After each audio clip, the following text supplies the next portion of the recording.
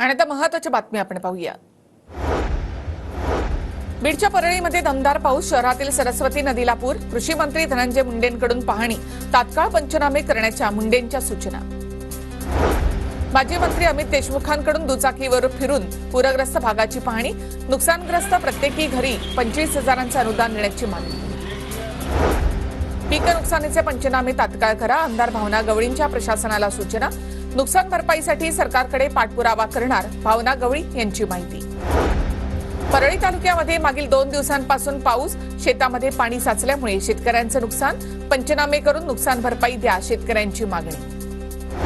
अकोल्याच्या अकोट तालुक्यामधील गांधीग्रामचं शिवलिंग मंदिर पाण्याखाली, महादेव अर्धे पाण्यात गेले, पूर्णा नदीला पूर। अमरावतीमधील पूर्णा बॅरेज दरवाजे उघडल्यामुळे नदीच्या पाण्याच्या पातळीमध्ये वाढ। जळगावच्या जामनेर तालुक्यामध्ये कांग नदीच्या पुराच्या पाण्यामुळे शेवगा आणि पिंपरी गावाचा संपर्क तुटलेला आहे, पाण्यातून वाहनधारकांचा जीवघेणा प्रवास। धुळे शहरामधील पांझरा नदीवरील फरशी पूल पाण्याखाली, आठवडाभरामध्ये पूल दुसऱ्यांदा पाण्याखाली गेला, नागरिकांना सतर्कतेचा इशारा।